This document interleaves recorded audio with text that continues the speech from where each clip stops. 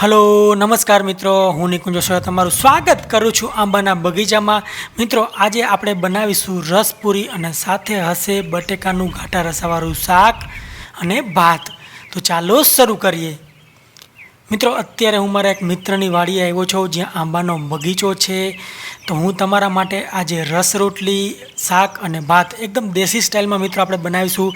જો પૂરી હશે, ઘાટા રસાવાળું બટેટાનું શાક અને આંબાના બગીચામાંથી તાજી કેરી તોડીને મિત્રો આપણે રસ બનાવીશું. અને મિત્રો આ જે રસ ખાવાની મજા હોય છે ખરેખર લાઈફમાં આપણે એકવાર લાવો લેવો જ જોઈએ. જો મિત્રો આ કુદરતી સાનિધ્યમાં ગાયું અને આંબાનો બગીચો આવી જગ્યાએ જે ખાવાની મજા હોય એક આગવી હોય છે.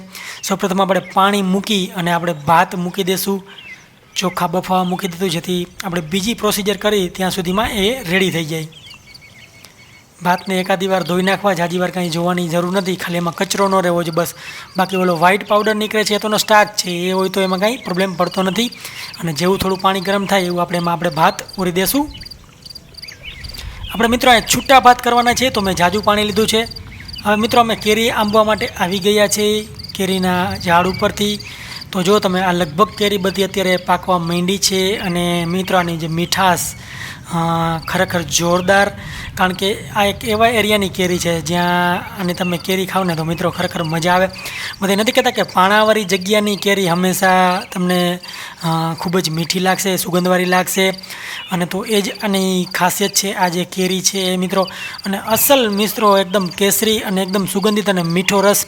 આ કેરી ખાઈને મિત્રો મને એકવાર તો એમ લાગ્યું કે કોઈ જો અજાણ્યા વ્યક્તિને આપણે ખવડાવીએ ને તો એ મનમાં તો એમ જ કહે કે આવા લોકોએ કોઈ ખાંડ વધારે નાખી દીધી છે એટલે આ રસ બહુ મીઠો છે. તો જો મિત્રો આપણા ભાત છે ઓલરેડી થઈ ગયા છે.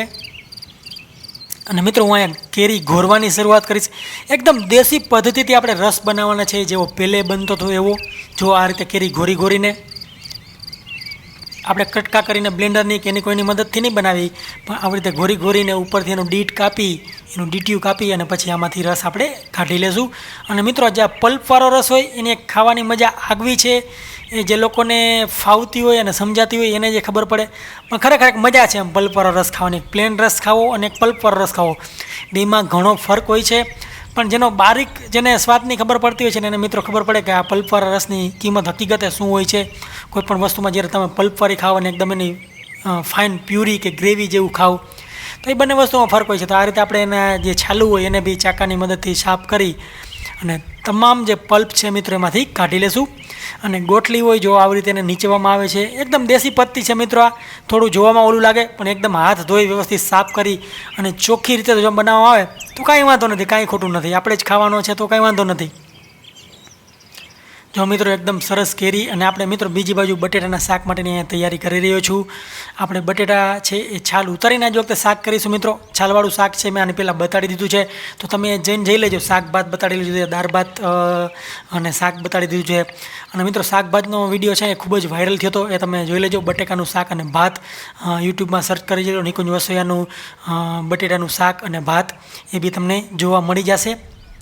અને મિત્રો ઉનાળા માટે કઈ વાનગીઓ લાવી એ જરાક મને કહી દેજો. ત્યાં સુધીમાં હું ભાત અહીંયા કાઢી લઉં છું. જો આવી રીતે આપણે એને નીતળવા દેશું, તેલ મૂકી દેશું, થોડું રાઈ નાખશું જેવી તેલ ગરમ થાય એવું, જીરું,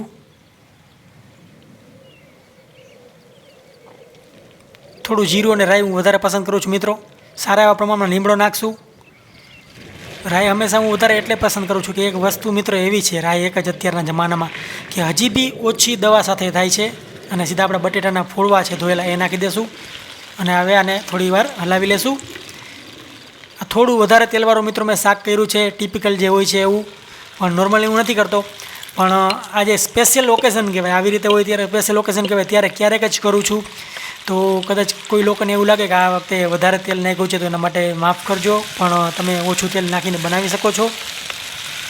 કારણ કે સ્પેશિયલ ઓકેઝન છે, એક આંબાના બગીચામાં આવ્યા છે ને એની મોજ માણવાની છે, એટલા માટે ક્યારેક હાલે ચટાકેદાર ખાવું.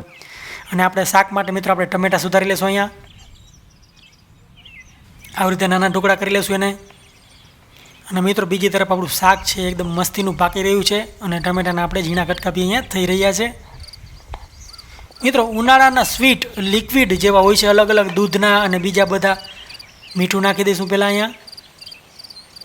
તો એ બી તમે મને જણાવજો, મારે શું શું બનાવવું મને ખબર પડે. મિત્રો આ સારા એવા પ્રમાણમાં શાક છે એટલે તમને તેલ અને મીઠું ને એવું બધું કદાચ વધારે લાગશે, પણ આ એક મોટું મિત્રો વાસણ છે અને સારા એવા પ્રમાણમાં બટેટા બી મેં આમાં નાખ્યા છે. સ્વાદ પ્રમાણે હળદર નાખી દઈશું થોડીક કલર પકડવા માટે. એકવાર ફરી હલાવી લઈએ અને મિક્સ કરી લઈએ. જો મિત્રો અત્યારથી જ આપણું શાક છે ને એકદમ ટેસ્ટી દેખાઈ રહ્યું છે, કારણ કે આને જે તેલમાં પકવવાની ખૂબી છે એ મેન છે મિત્રો લાલ મરચું પાવડર. તમારે જેટલી તીખાશ જોતી હોય એ પ્રમાણે નાખી શકો છો તમે. અને જે તેલમાં પકવવાની ખૂબી છે ને મિત્રો બટેટાના શાકની, એ જ અગત્યની છે અને એ જ તમારા શાકને દર વખતે સેમ બનાવે છે. ઘણા લોકો ફરિયાદ કરતા હોય છે કે અમારા બટેટાનું શાક દર વખતે અલગ બને છે. તો આ ટેકનિકથી તમે બનાવજો, ચોક્કસથી દર વખતે શાક એક હરખું બનશે. ટમેટા નાખીને ફરી એકવાર આપણે એને હલાવી લેશું. અને હજી થોડું લાલ મરચું નાખીશ, મને ઓછું લાગે છે એટલા માટે, કારણ કે શાકની ક્વોન્ટિટી વધારે છે. અને જેવું મિત્રો તેલનો રસો એકદમ લાલ દેખાવા માંડે ને ત્યારે આપણે તરત જ પાણી નાખી દઈશું. નકર શું થશે, તો તમે મોડું કરશો ને તો એ શાક છે બળવા માંડશે, એટલે એનો મસાલાનો બળેલો ટેસ્ટ આવશે. અને આ રીતે જે મિત્રો શાક પાકશે ને એકદમ ઘાટા રસેદાર થશે, કારણ કે તેલમાં રહી અને એની કણીઓ પડી ગઈ છે. અને આને થોડી વાર જ પકવવાથી જો તમે એકદમ રસો ઘાટો થઈ ગયો છે નેચરલી, કાંઈ પણ વસ્તુ નાખ્યા વગર. તો આને જે પૂરી ને રસ ને આવી બધી વસ્તુ ભેગી જે ખાવાની મજા છે ને મિત્રો, એક આગવી મજા હોય છે. તો આપણે શાકને અહીંયા નીચે લઈ લઈએ. જુઓ હજી પડ્યું થોડી વારમાં ઘાટું થઈ જશે.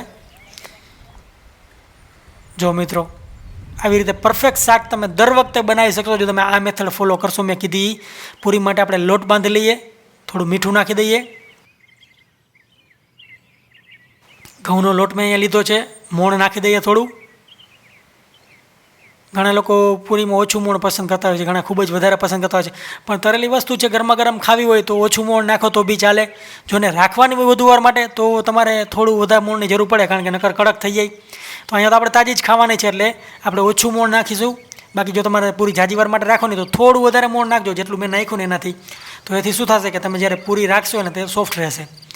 અને આ રીતે આપણે એને લોટ બાંધી લેશું. મિત્રો પાણી છે હંમેશા જરૂરિયાત પ્રમાણે નાખવું. જો તમે પહેલી વાર રસોઈ કરતા હોય અથવા તો શીખી રહી હોય અથવા તો ક્યાંય બહાર રહેતા હોય અને તમારે મજબૂરીથી રસોઈ કરતા હોય તો હંમેશા તમે લોટ બાંધો ને ત્યારે પાણી થોડું નાખીને બાંધવો. તો જો મિત્રો આપણો લોટ છે એ થોડી વાર માટે આરામ કરી અને પછી રેડી થઈ ગયો છે. તો હું નાની પૂરી કરીશ, બહુ મોટી નહીં કરું. મિત્રો નાની પૂરી કરવાથી હંમેશા એક વસ્તુ યાદ રાખજો, એમાં તેલ ઓછું ચડશે અને પૂરી ખરેખર સ્વાદવાળી થશે. તો એક વસ્તુ હંમેશા તમે મગજમાં રાખજો. અને આ રીતે આપણે એને વણી લેશું. તમે જો ખૂબ મોટી પૂરી કરવાની ભૂલ કરશો ને તો એક તો મોટી પૂરી છે એમાં વચમાં પડ આછું થાય છે અને એમાં એરનો લોડ ખૂબ વધી જવાથી એમાં તેલ ચડવાની શક્યતા પૂરી રહે છે. તો જે લોકોને પૂરીમાં તેલ ચડતું હોય ને મિત્રો, એ ખાસ વસ્તુ આ યાદ રાખી લેજો, જેથી કરીને તમે નેક્સ્ટ ટાઈમ જ્યારે પૂરી બનાવો ને ત્યારે તમારી પૂરી એકદમ જોરદાર બને. જો આ સાઈઝ જોઈ લેજો મિત્રો, આ સાઈઝ છે એ ખૂબ જ મહત્ત્વની હોય છે. આપણો જે પાણી પીવાનો ગ્લાસ હોય ને એની ઉપરની જે ભાગ હોય ને એ સાઈઝની આ પૂરી છે બસ. અને પૂરીમાં તે હંમેશા મિત્રો ફૂલ તેલ ગરમ જોશે, ધુવાણા નીકળતું હોય એવું. જો ઓછું તેલ ગરમ હશે ને મિત્રો તો તમારી પૂરી ફૂલાશે નહીં અને સારી નહીં થાય. અને કડક પૂરી છે આટલી એ જ ખાવી જોઈએ, તો પેટમાં ન દુખે અને પેટમાં દુખાવો ન થાય, પેટ ભારે ન લાગે. ઘણા લોકોની પૂરી વ્હાઈટ હોય છે, એનું કારણ એ જ હોય છે કે તમને પેટમાં પ્રોબ્લેમ પડે છે, કારણ કે એ પાકેલી નથી હોતી. હવે મિત્રો બીજી તરફ આપણે આમ રસ છે, આપણો કેરીનો રસ છે, એમાં આવી રીતે ઝીણી મારી અને એને થોડો પલ્પ છે એ આછો કરી લેશું, કારણ કે મોટી લારું છે. જો મિત્રો આપણી પૂરી, આપણો રસ એક બાજુ જો કેવો સરસ દેખાઈ રહ્યો છે, એકદમ નેચરલ મિત્રો, કાંઈ પણ નાખ્યા વગરનું. બટેટાનું શાક છે ઘાટા રસાવાળું. જો મિત્રો આપણું શાક કેવું સરસ સેટ થઈ ગયું છે, એકદમ મોઢામાં પાણી આવી જાય મિત્રો એવું. અને મિત્રો આ શાક છે તમે ભાત ભેગું શાક કરજો, ટ્રાય કરજો, અને ખીચડી ભેગું ટ્રાય કરજો. ખરેખર કિલર શાક છે મિત્રો, તમને ખાવાની એટલી મજા આવશે ને કે હું ખાલી વખાણ કરીશ તો તમને નહીં ખબર પડે. તમે આ રીતે જ બનાવજો અને ભાત ભેગું અને ખીચડી ભેગું ખાજો, પછી તમે મને તમારા અભિપ્રાયો જણાવજો. તો જો મિત્રો એકદમ દેશી રીતે બનેલો આપણો આમરસ સીધો બગીચામાંથી, અને બીજી તરફ છે પૂરી, શાક અને ભાત. તો મિત્રો અહીંયા મારું મિત્રનું ફેમિલી છે એ મજા માણી રહ્યું છે, અને હું આશા કરું છું કે આ વિડીયો તમને પસંદ આવ્યો હશે.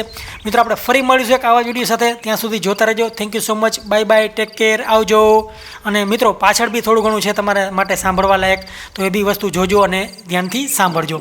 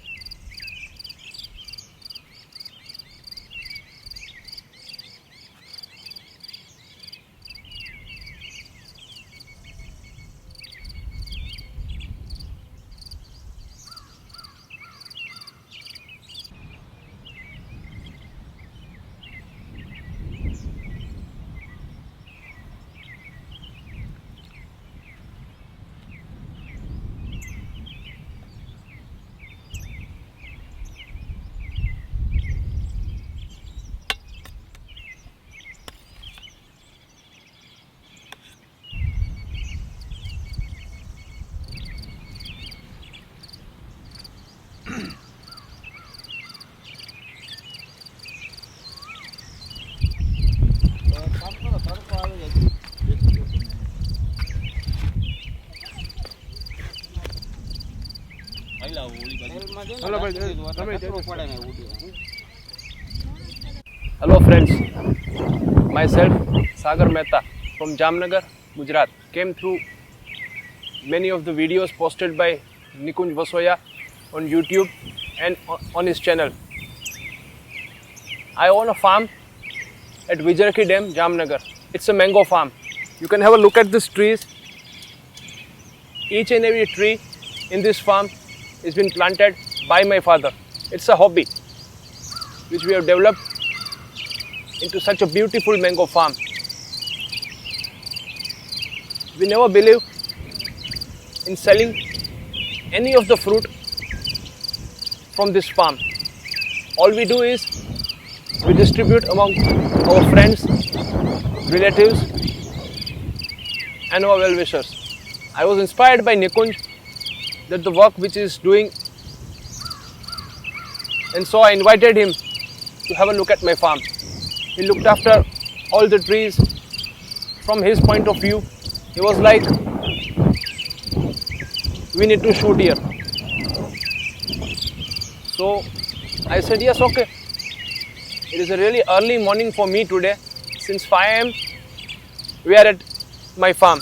Friends, whenever you visit Jamnagar, do contact us. Visit this farm. Have a look at the mangoes. Stay tuned. Stay healthy. Keep in touch. Goodbye.